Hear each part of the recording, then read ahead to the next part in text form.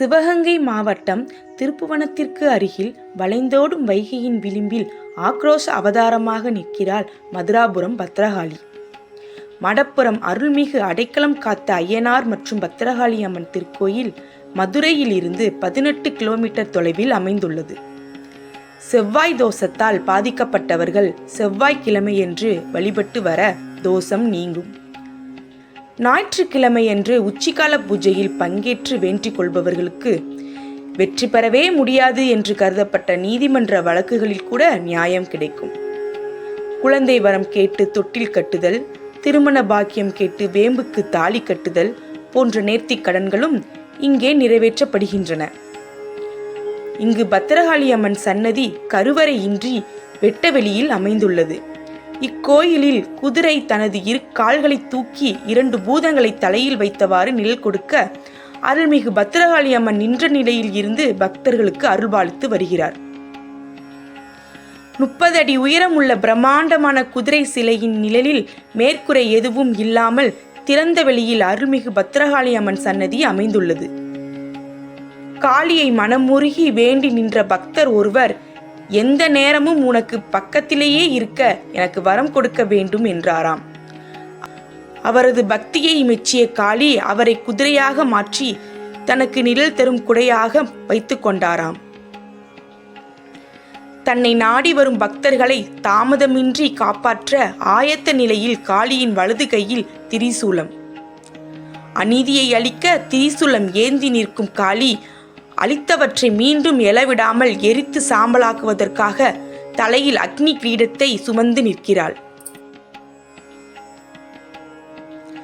இந்த கோவில் பெரிய மன்னர்களால் கட்டப்பட்டதோ பாடல் பெற்ற திருத்தலமோ இல்லை. பத்ரகாளிக்கென கச்சிலையோ தனி திருவிழாவோ வீதி உலாவுக்கான உற்சவரோ கூட கிடையாது. ஆனால் இங்கே வரும் பக்தர்களின் கூட்டமும் அவர்களின் முக மலர்ச்சியுமே அன்னையின் தெய்வீக தன்மையை விளக்க போதுமானவை. கிழக்கு பார்த்த முகமாக தனது வலக்கையில் திரிசூலத்தை கீழ்நோக்கி பற்றியபடி அநீதியை அளிக்கும் சம்ஹார தேவதையாக அருள்பாலிக்கிறாள் பத்ரகாளி. சுடர்விடும் அக்னியையே தனது கிரீடமாக கொண்டு உலகை காக்க உலாவரும் கோலத்தில் நின்று அருளாட்சி செய்கிறாள். தினமும் 4 கால பூஜை நடைபெற்றாலும் வெள்ளி, செவ்வாய், ஞாயிற்றுக்கிழமைகளில் பிரசித்தி பெற்றது. அதிலும் ஆடி, தை, சித்திரை மாத வெள்ளிக்கிழமைகளும் பௌர்ணமி மற்றும் அமாவாசை தினங்களும் விசேஷமானவை. பத்ரகாளி அம்மன் சிலை செங்கல் சுதையால் ஆனது என்பதால் அபிஷேகங்கள் கிடையாது.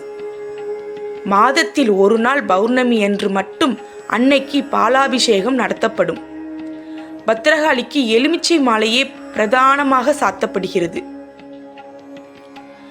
உச்சிக்கால பூஜையின் போது மாவிளக்கு, எலுமிச்சை விளக்கு, அகல் விளக்கு ஏற்றி அன்னையை வழிபட்டால் நினைத்தது நிறைவேறும் என்ற நம்பிக்கை உள்ளது.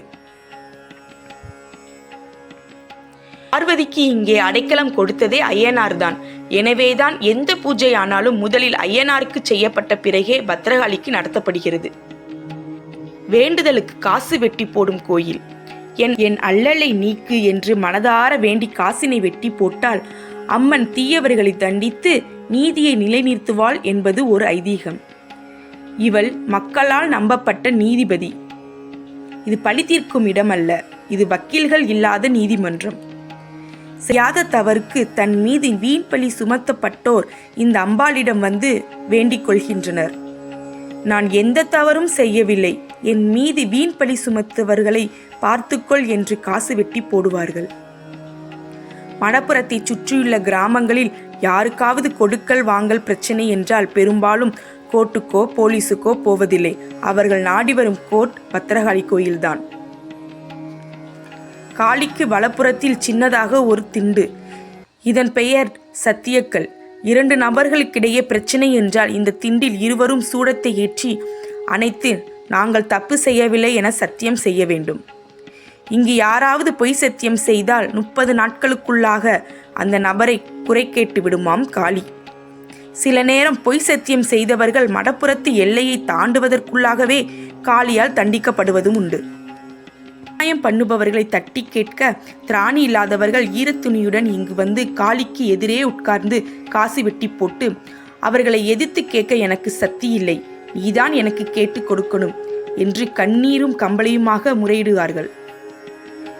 அநியாயக்காரர்களை அடித்து எழுப்பி இம்சை பண்ணி அவர்களையும் தன்னுடைய வாசலுக்கு வரவழைத்து விடுகிறாள். காளிக்கு எதிரே உள்ள மண்டபத்தில் நெய்விளக்கு ஏற்றி வழிபட்டு வந்தால் நினைத்த காரியம் கைகூடும். பிடித்த காணிக்க பொருள் எலுமிச்சை பழம் மாலைதான். காளிக்கு மட்டும் போடக்கூடிய மாலையில் 101 பழங்கள் கோர்க்கிறார்கள். குதிரைக்கும் சேர்த்து மாலை போடுவதென்றால் 1001 பழங்களை கோர்க்க வேண்டியிருக்கும். எல்லா நாட்களும் காலை 6 மணி முதல் இரவு 9 மணி வரை கோயில் திறந்திருக்கும்.